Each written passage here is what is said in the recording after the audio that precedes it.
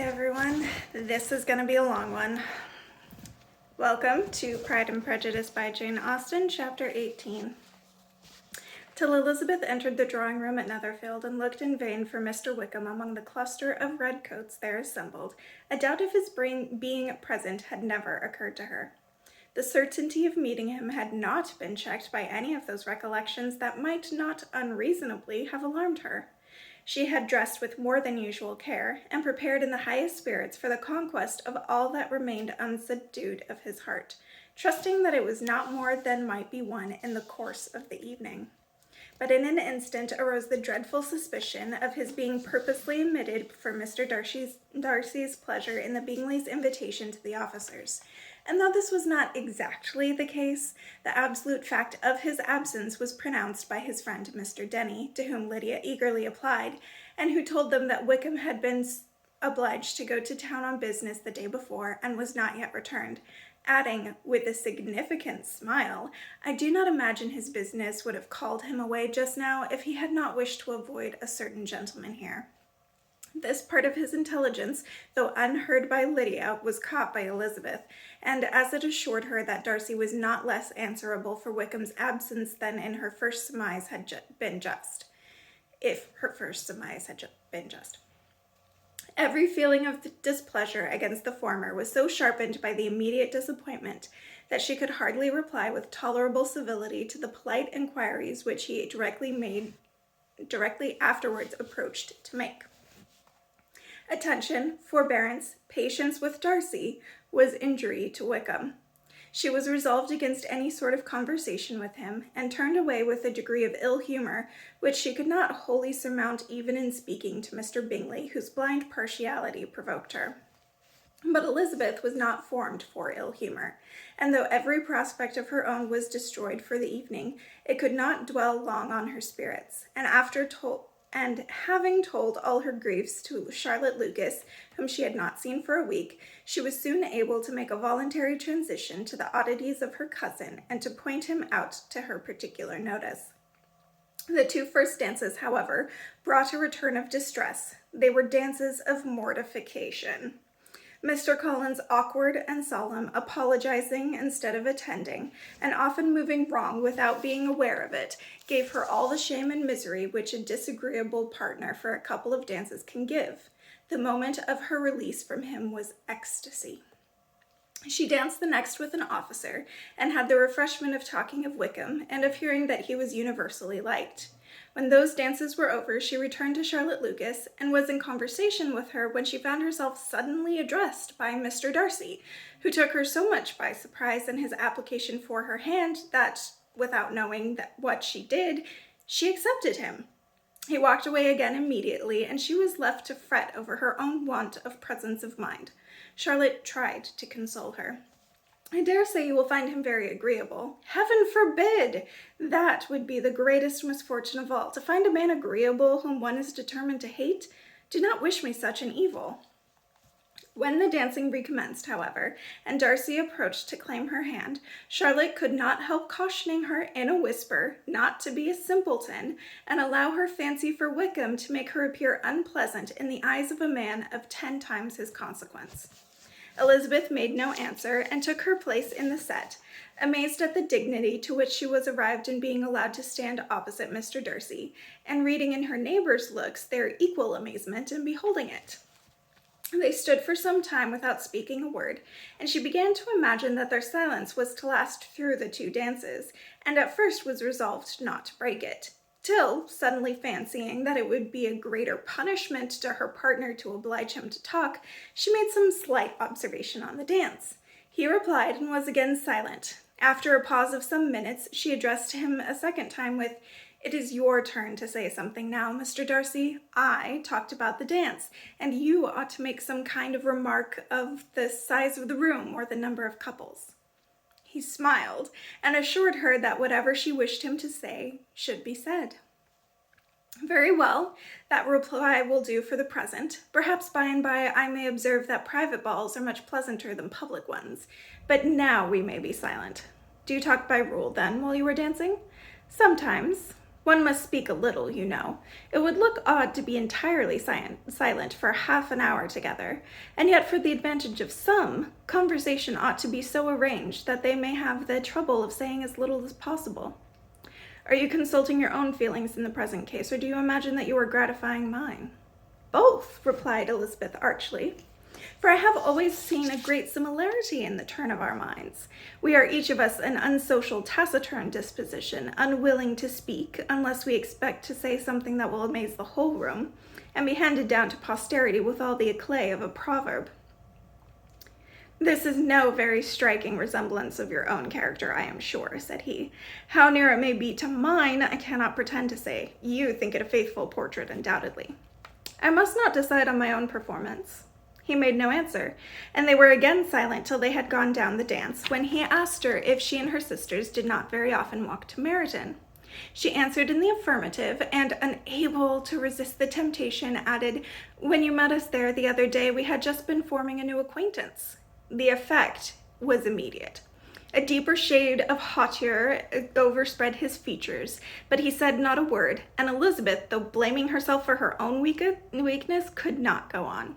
At length Darcy spoke, and in a constrained manner said, Mr. Wickham is blessed with such happy manners as may ensure his making friends. Whether he may be equally capable of retaining them is less certain.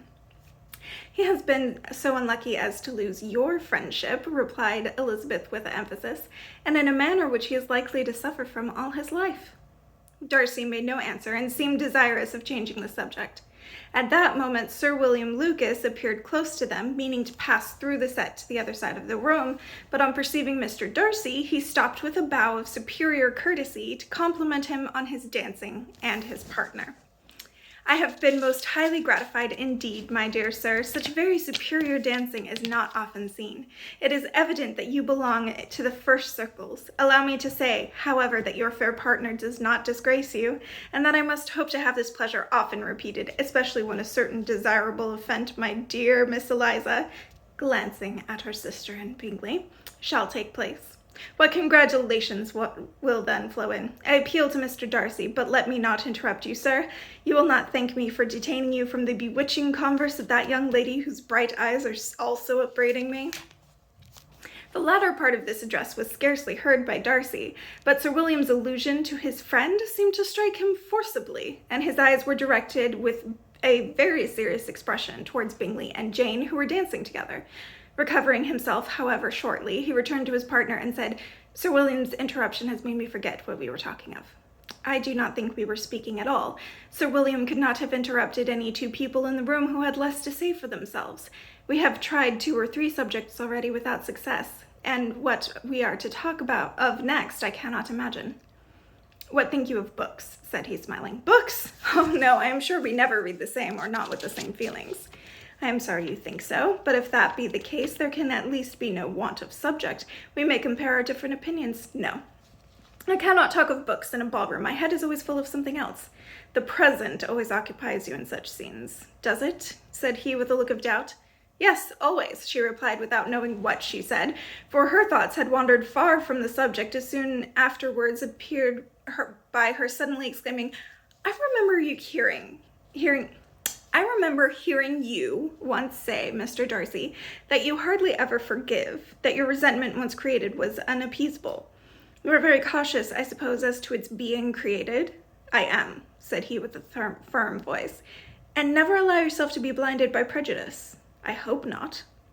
It is particularly incumbent on those who never change their opinion to be sure of judging properly at first. May I ask to what these questions tend? Merely to the illustration of your character, said she, endeavoring to shake off her gravity. I am trying to make it out. And what is your success? She shook her head. I do not get on at all. I hear such different accounts of you as puzzle me exceedingly.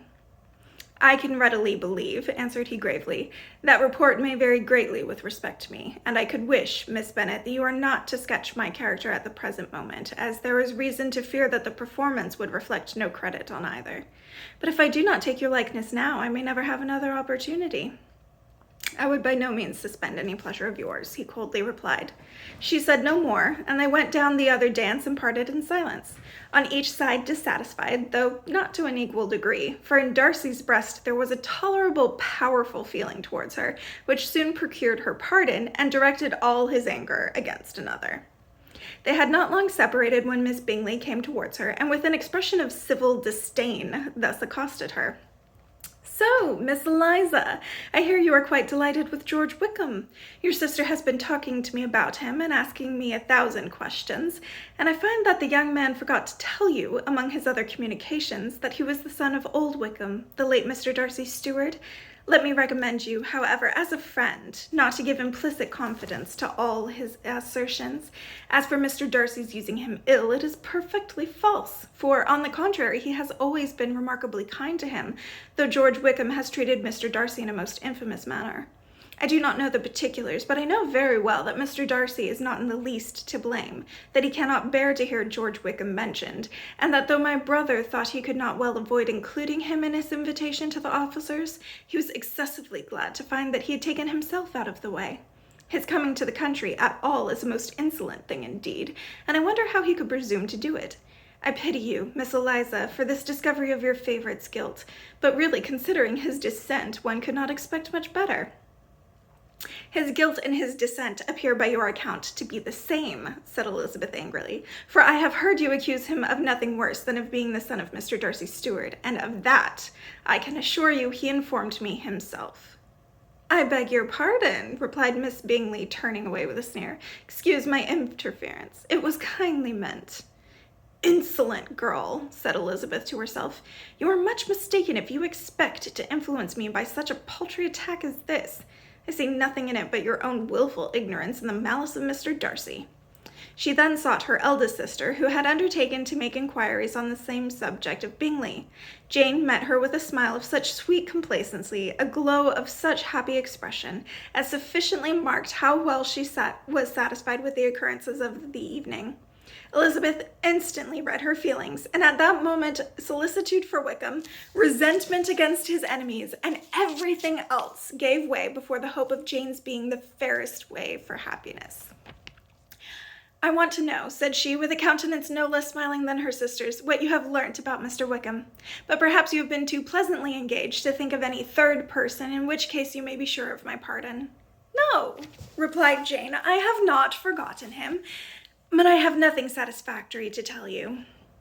Mr. Bingley does not know the whole of his history, and is quite ignorant of the circumstances which have principally offended Mr. Darcy, but he will vouch for the good conduct, the probity and honour of his friend, and is perfectly convinced that Mr. Wickham has deserved much less attention from Mr. Darcy than he has received. And I am sorry to say that by his account, as well as his sister's, Mr. Wickham is by no means a respectable young man. I am afraid he has been very imprudent, and has deserved to lose Mr. Darcy's regard. Mr. Bingley does not know Mr. Wickham himself. No, he never saw him till the other morning at Meryton. This account, then, is what he has received from Mr. Darcy. I am perfectly satisfied.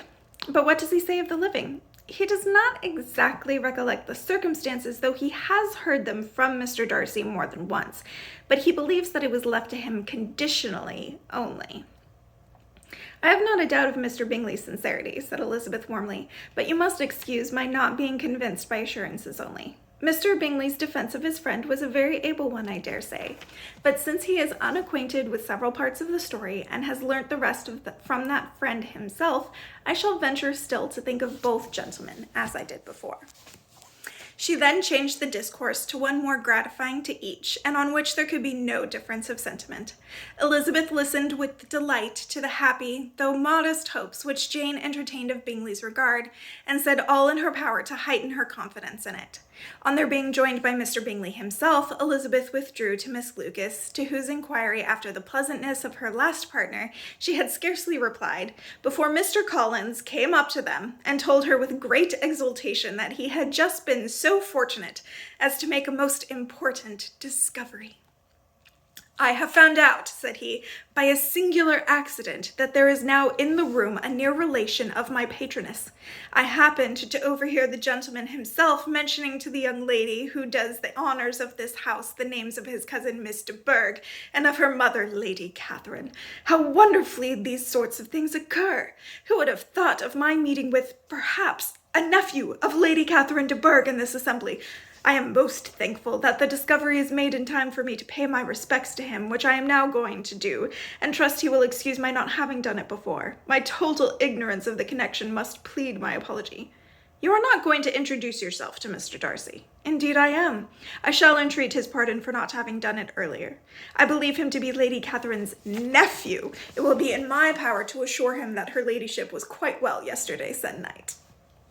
Elizabeth tried hard to dissuade him from such a scheme, assuring him that Mr. Darcy would consider his addressing him without introduction as an imprudent freedom rather than a compliment to his aunt, and it was not in the least necessary there should be any notice on either side, and that if it were, it must belong to Mr. Darcy, the superior in consequence, to begin the acquaintance. Mr. Collins listened to her with the determined air of following his own inclination, and when she ceased speaking, he replied thus: "My dear Miss Elizabeth, I have the highest opinion in the world of your excellent judgment in all matters within the scope of your understanding. But permit me to say that there must be a wide difference between the established forms of ceremony amongst the laity and those which regulate the clergy. Give me leave to observe that I consider the clerical office as equal in point of dignity with the highest rank in the kingdom, provided that a proper humility of behavior is at the same time maintained. You must therefore allow me to follow the dictates of my conscience on this occasion, which leads me to perform what I took on as a point of duty. Pardon me for neglecting to profit by your advice, which on every other subject shall be my constant guide, though in the case before us I consider myself more fitted by education and habitual study to decide on what is right than a young lady like yourself." And with a low bow he left her to attack Mr. Darcy, whose reception of his advances she eagerly watched, and whose astonishment at being so dressed was very evident. Her cousin prefaced his speech with a solemn bow, and though she could not hear a word of it, she felt as if hearing it all, and saw him motion in the motion of his lips the words apology, Hunsford, and Lady Catherine de Bourgh. It vexed her to see him expose himself to such a man. Mr. Darcy was eyeing him with unrestrained wonder, and when at last Mr. Collins allowed him time to speak, replied with an air of distant civility. Mr. Collins, however, was not discouraged from speaking again, and Mr. Darcy's contempt seemed abundantly increasing with the length of his second speech, and at the end of it he only made him a slight bow and moved another way. Mr. Collins then returned to Elizabeth. "I have no reason, I assure you," said he, "to be dissatisfied with my reception. Mr. Darcy seemed much pleased with the attention. He answered me with the utmost civility, and even paid me the compliment of saying that he was so well convinced of Lady Catherine's discernment as to be certain she could never bestow a favour unworthily. It was really a very handsome thought. Upon the whole, I am much pleased with him." As Elizabeth had no longer any interest of her own to pursue, she turned her attention almost entirely on her sister and Mr. Bingley, and the train of agreeable reflections which her observations gave birth to made her perhaps almost as happy as Jane. She saw her in idea settled in that very house in all the felicity which a marriage of true affection could bestow, and she felt capable under such circumstances of endeavouring to even like Bingley's two sisters. Her mother's thoughts she plainly saw were bent the same way, and she determined not to venture near her lest she might hear too much. When they sat down to supper, therefore, she considered it a most unlucky perverseness which placed them within one of each other, and deeply was she vexed to find that her mother was talking to that one person, Lady Lucas, freely, openly, and of nothing else but her expectation that Jane would soon be married to Bingley. It was an animating subject, and Mrs. Bennet seemed incapable of fatigue while enumerating the advantages of the match. His being such a charming young man, and so rich, and living but 3 miles from them, were the first points of self-gratulation. And then it was such a comfort to think of how fond the two sisters were of Jane, and to be certain that they must desire the connection as much as she could do. It was, moreover, such a promising thing for her younger daughters, as Jane's marrying so greatly must throw them in the way of other rich men. And lastly, it was so pleasant at her time of life to be able to consign her single daughters to the care of their sister, that she might not be obliged to go into company more than she liked. It was necessary to make this circumstance a matter of pleasure, because on such occasions it is the etiquette, but no one was less likely than Mrs. Bennet to find comfort in staying at home at any period of her life. She concluded with many good wishes that Lady Lucas might soon be equally fortunate, though evidently and triumphantly believing there was no chance of it. In vain did Elizabeth endeavor to check the rapidity of her mother's words, to pursue her to describe her felicity in a less audible whisper, for to her inexpressible vexation she could perceive that the chief of it was overheard by Mr. Darcy, who sat opposite them. Her mother only scolded her for being nonsensical. "What is Mr. Darcy to me, pray, that I should be afraid of him? I am sure we owe him no such particular civility as to be obliged to say nothing he may not like to hear. For heaven's sake, madam, speak lower. What advantage can it be to you to offend Mr. Darcy? You will never recommend yourself to his friend by so doing." Nothing that she could say, however, had any influence. Her mother would talk of her views in the same intelligible tone. Elizabeth blushed, and blushed again with shame and vexation. She could not help frequently glancing her eye at Mr. Darcy, though every glance convinced her of what she dreaded. For though he was not always looking at her mother, she was convinced that his attention was invariably fixed by her. The expression of his face changed gradually from indignant contempt to a composed and steady gravity. At length, however, Mrs. Bennet had no more to say, and Lady Lucas, who had been long yawning at the repetition of delights which she saw no likelihood of sharing, was left to the comforts of cold ham and chicken. Elizabeth now began to revive, but not long was the interval of tranquillity, for when supper was over, singing was talked of, and she had the mortification of seeing Mary, after very little entreaty, preparing to oblige the company. By many significant looks and silent entreaties did she endeavor to prevent such a proof of complaisance, but in vain. Mary would not understand them. Such an opportunity of exhibiting was delightful to her, and she began her song. Elizabeth's eyes were fixed on her with most painful sensations, and she watched her progress through several stanzas with an impatience which was very ill rewarded at their close. For Mary, on receiving amongst the thanks of the table a hint of a hope that she might be prevailed on to favor them again, after the pause of half a minute, began another. Mary's powers were by no means fitted for such a display. Her voice was weak and her manner affected. Elizabeth was in agonies. She looked at Jane to see how she bore it, but Jane was very composedly talking to Bingley. She looked at his two sisters and saw them making signs of derision at each other, and at Darcy, who continued, however, impenetrably grave. She looked at her father to entreat his interference lest Mary should be singing all night. He took the hint, and when Mary had finished her second song, said aloud, "That will do extremely well, child. You have delighted us long enough. Let the other young ladies have time to exhibit." Mary, though pretending not to hear, was somewhat disconcerted, and Elizabeth, sorry for her, and sorry for her father's speech, was afraid her anxiety had done no good. Others of the party were now applied to. "If I," said Mr. Collins, "was so fortunate as to be able to sing, I should have great pleasure, I am sure, in obliging the company with an air, for I consider music as a very innocent diversion, and perfectly compatible with the profession of a clergyman. I do not mean, however, to assert that we can be justified in devoting too much of our time to music, for there are certainly other things to be attended to. The rector of a parish has much to do. In the first place, he must make such an agreement for tithes as may be beneficial to himself and not offensive to his patron. He must write his own sermons, and the time that remains will not be too much for his parish duties, and the care and improvement of his dwelling, which he cannot be excused for making as comfortable as possible. And I do not think it of light importance that he should have attentive and conciliatory manners toward everybody, especially toward those whom he owes his preferment. I cannot acquit him of that duty, nor could I think well of the man who should omit an occasion of testifying his respect towards anybody connected with the family." And with a bow to Mr. Darcy, he concluded his speech, which had been spoken so loud as to be heard by half the room. Many stared. Many smiled, but no one looked more amused than Mr. Bennet himself, while his wife seriously commended Mr. Collins for having spoken so sensibly, and observed in a half whisper to Lady Lucas that he was remarkably clever, good kind of young man.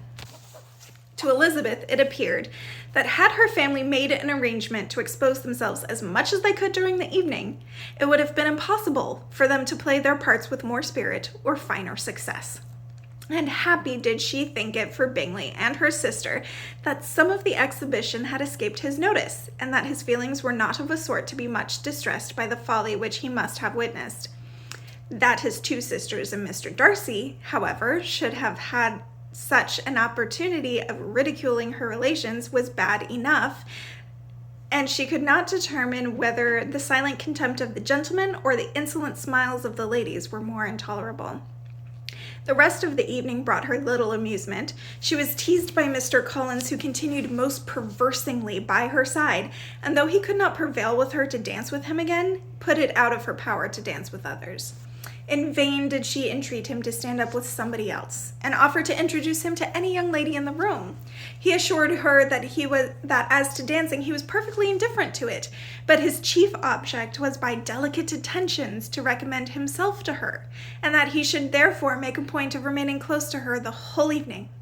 There was no arguing upon such a project. She owed her greatest relief to her friend Miss Lucas, who often joined them, and good-naturedly engaged Mr. Collins' conversation to herself. She was at least free from the offense of Mr. Darcy's further notice, though often standing within a very short distance of her, quite disengaged, he never came near enough to speak. She felt it to be the probable consequence of her allusions to Mr. Wickham, and rejoiced in it. The Longbourn party were the last of all the company to depart, and by a maneuver of Mrs. Bennet had to wait for their carriages a quarter of an hour after everybody else was gone, which gave them time to see how heartily they were wished away by some of the family. Mrs. Hurst and her sister scarcely opened their mouths except to complain of fatigue, and were evidently impatient to have the house to themselves. They repulsed every attempt of Mrs. Bennet at conversation, and by so doing threw a languor over the whole party, which was very little relieved by the long speeches of Mr. Collins, who was complimenting Mr. Bingley and his sisters on the elegance of their entertainment, and the hospitality and politeness which had marked their behaviour to their guests. Darcy said nothing at all. Mr. Bennet, in equal silence, was enjoying the scene. Mr. Bingley and Jane were standing together a little detached from the rest, and talked only to each other. Elizabeth preserved as steady a silence as either Mrs. Hurst or Miss Bingley, and even Lydia was too much fatigued to utter more than the occasional exclamation of "Lord, how tired I am!" accompanied by a violent yawn. When at length they arose to take leave, Mrs. Bennet was most pressingly civil in her hope of seeing the whole family soon at Longbourn, and addressed herself particularly to Mr. Bingley to assure him how happy he would make them by eating a family dinner with them at any time without the ceremony of a formal invitation. Bingley was all grateful pleasure, and he readily engaged for taking the earliest opportunity of waiting on her after his return from London, whither he was obliged to go the next day for a short time. Mrs. Bennet was perfectly satisfied, and quitted the house under the delightful persuasion that, allowing for the necessary preparations of settlements, new carriages, and wedding clothes, she could undoubtedly see her daughter settled at Netherfield in the course of 3 or 4 months. Of having another daughter married to Mr. Collins, she thought with equal certainty, and with considerable, though not equal, pleasure. Elizabeth was the least dear to her of all her children, and though the man and the match were quite good enough for her, the worth of each was eclipsed by Mr. Bingley and Netherfield. Netherfield Ball. A minefield. That's all I've got to say. I'll see you next time.